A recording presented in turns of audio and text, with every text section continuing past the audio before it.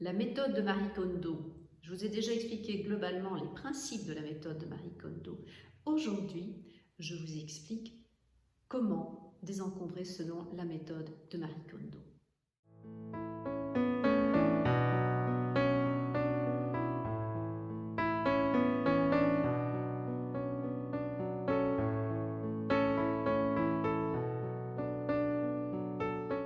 Bonjour, je suis Claire de Vlemings, coach pour adultes autistes Asperger. Et dans cette série de vidéos, eh bien, j'aborde le sujet du désencombrement. Désencombrer son espace, désencombrer son esprit. Dans les deux vidéos précédentes, je vous ai expliqué pourquoi désencombrer. Je vous ai également expliqué la méthode de Marie Kondo. Je précise que je ne suis pas consultante chez Marie Kondo. Et dans cette vidéo-ci, je vais vous expliquer comment, dans quel ordre Marie Kondo suggère de désencombrer son intérieur. Ceci dit, si mes vidéos vous intéressent, la petite phrase habituelle, hein, vous allez commencer à la connaître, n'hésitez pas à vous abonner. Comme ça, vous aurez les petites notifications quand je publierai des vidéos sur d'autres sujets. Bien. Quel est l'ordre à suivre dans la méthode de Marie Kondo? Elle a vraiment pratiquement tout catégorisé.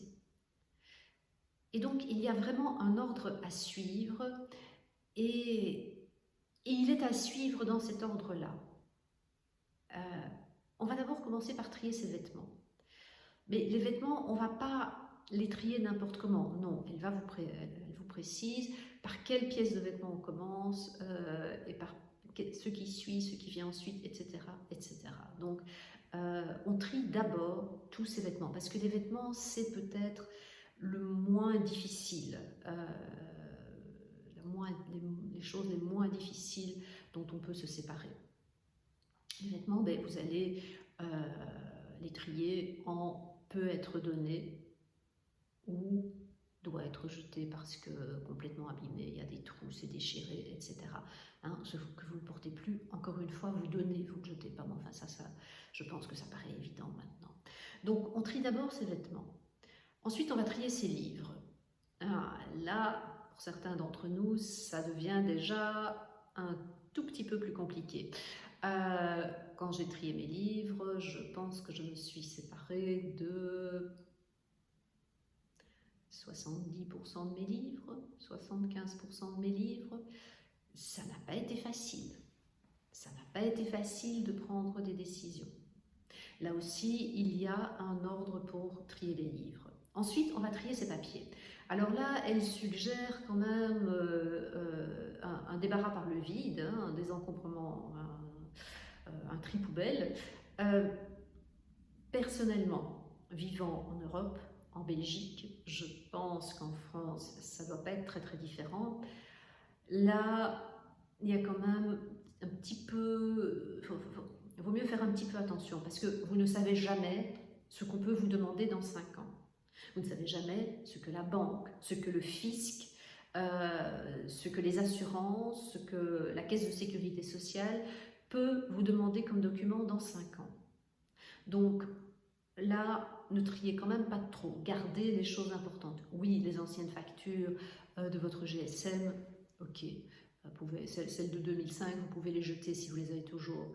Par contre, il y a vraiment des documents sur lesquels les contrats de travail, les fiches de salaire, tous les documents concernant la pension, certains documents concernant la banque, les documents dans lesquels le fisc peut être intéressé, certains documents médicaux, faites attention et ne les jetez pas comme ça systématiquement en vous disant ok, je suis dedans, allez, je désencombre. Donc là, il y a vraiment, je mets vraiment un gros bémol sur les papiers. Faites attention, ne jetez pas tout. Ensuite, vous allez jeter ce qu'ils appellent en japonais le komono, c'est-à-dire tout ce qui est les trucs divers. Enfin, jeter, qu'est-ce que je viens de dire? Vous allez désencombrer, pardon. Tout ce qui est divers. Donc, ce qui concerne la cuisine, ce qui concerne les enfants, ce qui concerne la déco, ce qui concerne le garage, etc. Là aussi, les différents différents sujets sont traités dans un certain ordre et il y a également un ordre pour les différents objets. Je ne sais pas, par exemple, on va jeter les plats, enfin, on va désencombrer les plats avant les verres ou quelque chose comme ça. Et on termine par les objets à caractère sentimental. C'est peut-être le plus dur. Hein. Je n'ai pas beaucoup désencombré des objets à caractère sentimental parce que certains d'entre eux m'apportaient quand même encore toujours de la joie. Là, alors, les objets dont on se sépare, si on y est attaché, eh bien, quelque part, on les remercie pour avoir été là. Donc, on fait son processus de deuil. On les remercie pour avoir été là. Et ensuite, on leur dit au revoir, on les met de côté et on les apporte très vite. Mais vraiment très vite, on s'en sépare. On ne les laisse pas traîner dans le grenier ou dans la cave ou dans le garage. On s'en sépare assez rapidement pour que le processus puisse se clôturer. Je vous suggérerais également de désencombrer votre téléphone, les photos, la musique, les applis, etc. Pas s'imaginer tout ce qu'on a dans le téléphone. De désencombrer votre ordinateur, idem, et de désencombrer votre tablette. Et de désencombrer vos emails. Parce que les emails, on peut en avoir énormément. Alors, chez moi, le processus a duré à peu près 8 mois. Et pourquoi ai-je aimé ce processus? Eh bien, parce que je trouve que c'est une bonne méthode pour une personne autiste. C'est une méthode qui est extrêmement structurée, extrêmement organisée, qui est prévisible parce qu'on sait quels sont les objets qu'on va désencombrer par la suite. C'est pas qu'on le découvre, non, on le sait, donc on peut déjà se préparer. Et c'est une méthode qui permet également de tout mettre ensemble. Je me suis rendu compte, par exemple, en désencombrant, que j'avais du matériel, du matériel pour le jardin, des produits pour le jardin dans la cave, sur la terrasse, dans la buanderie et dans le garage. J'ai tout mis ensemble dans la cave. C'est quand même beaucoup plus facile.